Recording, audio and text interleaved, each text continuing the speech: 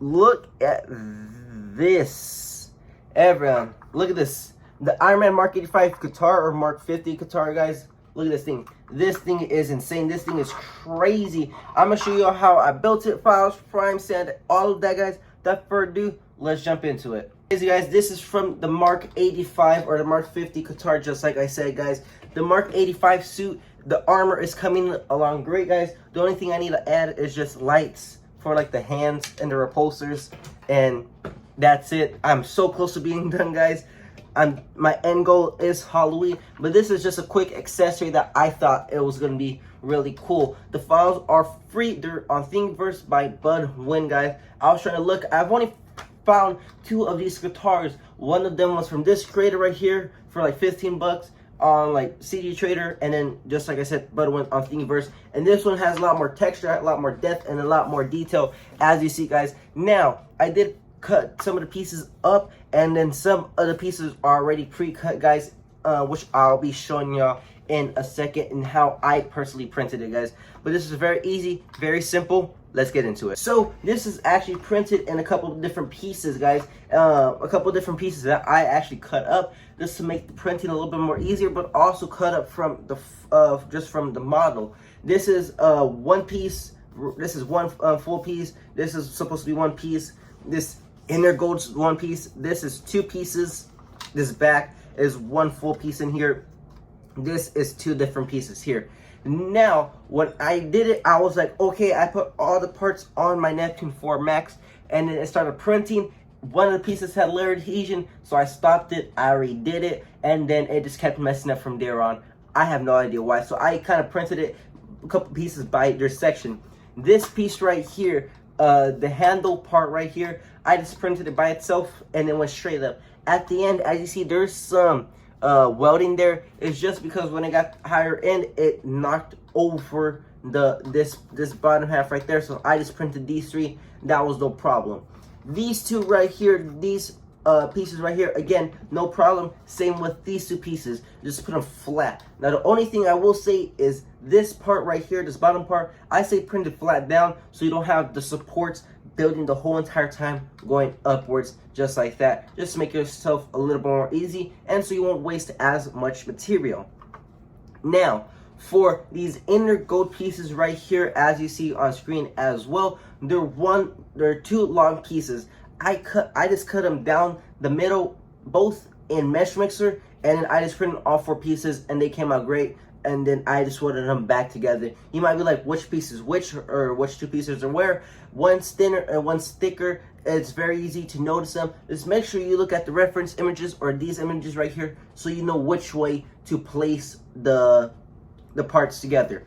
Now, these small pieces here, I just welded them into this gold piece right here. There's gonna be small little bevels which are going to be in these small pieces, and then there's going to be holes in this gold piece, and you're going to see them, so they're going to lock in, and I just use my soldering iron to melt it together. You can use super glue if you want, or whatever else you would like, but that's how I did mine. So now moving on to this one long piece right here, I cut it up into 4 different pieces, right across and then down. I put 2 of them in the Elegoo slicer, and then I just mirrored it. Very easy, very simple to do.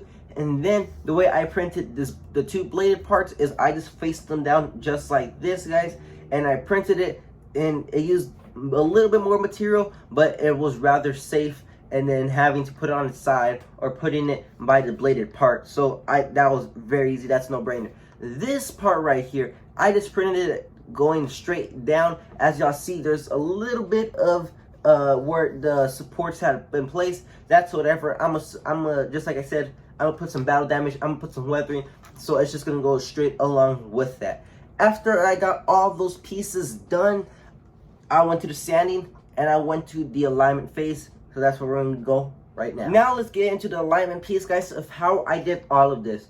So after I printed all of them, just like I said, I welded these 2 in here, I welded these 2 at the bottom, and I just welded the 4. Now make sure when you do it, guys, this small piece goes between both of these, so that it lines right and you don't mess it up and you're like, hey, what am I doing now, right? after all of that, after the blade is one piece, this is separate. This is a little, as y'all see, I was thinking about welding it together, but just the way the gaps were, it wasn't going to work. And I was thinking about more, if I hit something by accident or something happened, it's going to break, I'm going to have to re-weld it. So what I did is, as you see, I just got some elastic right here, guys, and boom, I just welded it. Very simple, very easy. Keeps it in, keeps it right there, look guys, right here, and it keeps it back every single time in the position I need it to be. Sanded all this with my electric sander, just like I done before, a 60, 120, 220. I primed it with the filler primer, and then I wet sanded it with a 400 sanding, just like that, guys. Now y'all might be like, hey, what about this other buckle?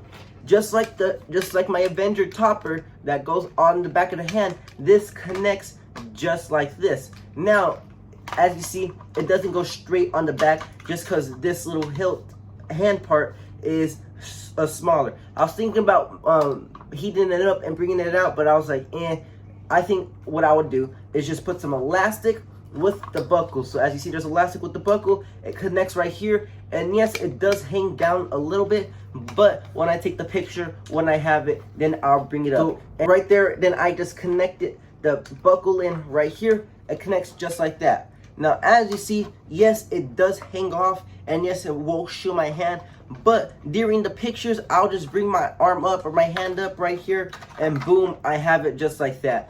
And then I was thinking also, it's still gonna be loose, the blade's still gonna be loose. How would I fix that? I was thinking about doing like an elastic magnet system within the fingers, but then I was like, you know what, make it simple. I'll just put my fingers in here, and then it holds it up just perfectly. I'm not battling anybody with it. It's just a couple pictures, or it's just to walk around with it, guys. So that's very simple, very easy. If you want to do a magnet system like that, you're well in your power to do, but it just makes it easy. I can put my hands to it, boom, right here, put my fingers to it when I have the gauntlet on. Very simple, very easy. Now, after I did all of that, we got the paints. You already know the 3 paints I used. The gunmetal first. I let that sit, and I let that dry right here. Now, I didn't know the way to paint it because I was trying to look at reference pictures. Couldn't really find it. Same with the modeler. So what I just did is, again, 3 paints. I did the gunmetal. I did right here across these 2 pieces, and then across these 2 pieces on the back, just like that. Then I waited about an hour, about 20 to 30 minutes. Then I masked those off. I got the Krylon Gloss Black, and I soaked the whole entire thing with it, as y'all see right here. Then what that Gloss Black does is it brings out this metallic gold, which then I put on there. After I let it dry, I put right here on the gold, put right here in this spot, and then I put mask this inner part out right here, and then I just masked this part out right here, just like that. After that, I let it sit a little bit longer, and then I did that metallic red metal cast, guys. I just did a couple coats. First, you want to do a couple light coats, little dust coats, and then you want to add on and add on and add on. The metallic cast is not an actual paint where you can just spray it on it. You have to build it up. You have to build it up layers by layers by layers to get that amazing shine. Now, afterwards, when that was done, I was going to mask this off for the gold, as you see on top, but it was going to use a lot of waste for tape, so I just hand painted the gold in afterwards, and it still looks good. It still looks fine. I may do another coat later, but that's besides the point. After I let everything dry, the red dry for a good minute, then took all the tape off, got this Krylon 2K satin clear coat, and oof, that came out shining. Here's some videos of before the clear coat and after the clear coat, guys. This thing is crazy, and all of that, guys. Very simple, very easy project to do. An amazing attachment for your Mark 50 or your Mark 85 armor, guys.